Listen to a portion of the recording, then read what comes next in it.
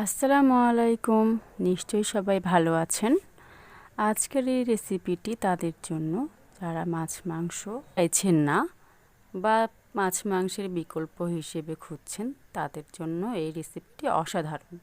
চলুন দেখে আসি। আলু কেটে নিয়েছি, আর একটা টমেটো অর্ধেক স্লাইস, অর্ধেক কুচি, দুটো মরিচ কুচি, ধনেপাতা কুচি, পেঁয়াজ হাফ কাপ, তেল হাফ কাপ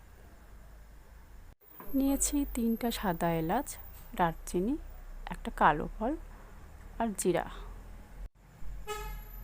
1 চামচ মরিচ গুঁড়ো, সামান্য লবণ, হাফ চামচ গরম মশলা গুঁড়ো, 1 চামচ জিরা গুঁড়ো, 1 চামচ হলুদ গুঁড়ো আর 2টি কাঁচামরিচ অপশনাল, কাপ মুগ ডাল,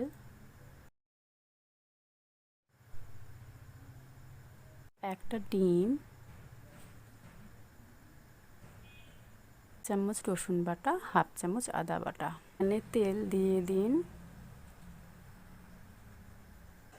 তেল গরম হয়ে এলে আলু আর টমেটো দিয়ে কিছুক্ষণ ভাজুন।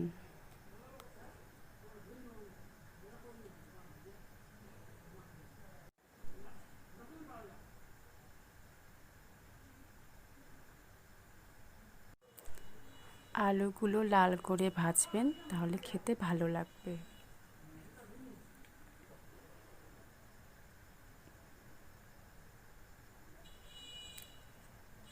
ভেজে নিচ্ছি।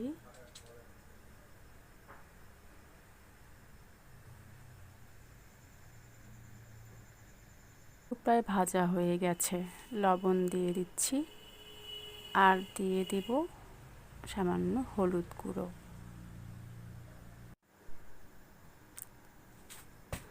ভালোভাবে ভাজা হয়ে এলে আলু আর টমেটো তুলে নেব। হলুদ দেরি করে দিলাম, কারণ প্রথমে দিলে তেলটা কালো হয়ে যেত, তাই শেষে হলুদ দিবেন। ভাজার জন্য ডিম তৈরি করে নিব। ডিমে সামান্য পেঁয়াজ, টমেটো কুচি, মরিচ কুচি, ধনেপাতা কুচি, না থাকলে সমস্যা নেই, লবণ, হলুদ দিয়ে ভালো করে মিক্সড করুন। ডিম ভেজে নিব। ডিম ভেজে ছোট ছোট টুকরো করে নিব।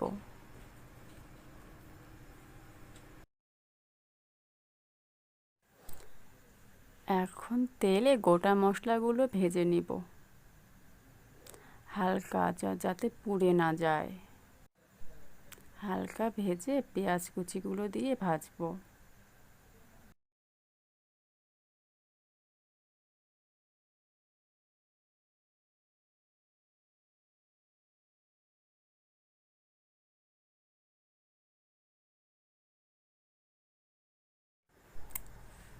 এবার আদা পেস্ট, রসুন পেস্ট দিয়ে দিলাম, একটু নাড়াচাড়া করে নেব।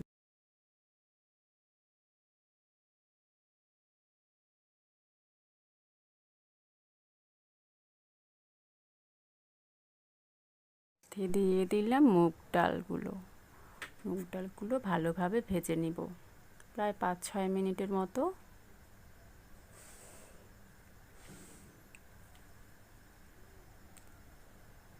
ডাল ভাজছি।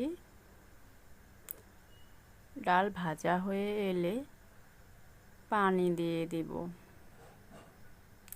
পানি একটু বেশি পরিমাণে দিতে হবে, কারণ ডাল সেদ্ধ হতে হবে তো।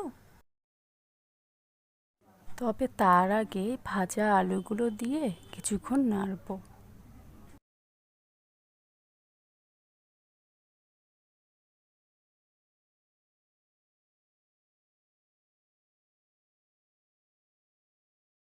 এখন সেদ্ধ করতে খুব বেশি সময় লাগবে না, যেমনটি নর্মালি লাগে।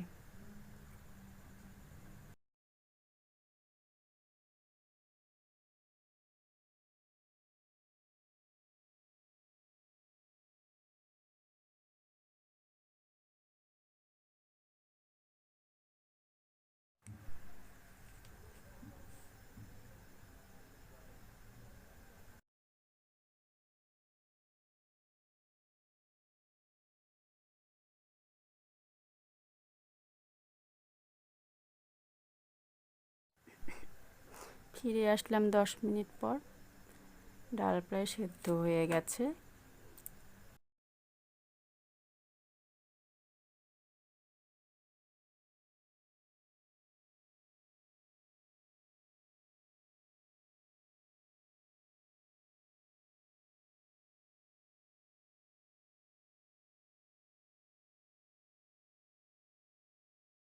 পরে ভেজে ফুলে উঠবে আর খেতে অসাধারণ লাগবে। ভিউয়ার্স, আমার রান্না যদি ভালো লেগে থাকে তো অবশ্যই আমার চ্যানেলটি সাবস্ক্রাইব করবেন আর লাইক শেয়ার কমেন্ট করতে ভুলবেন না কিন্তু।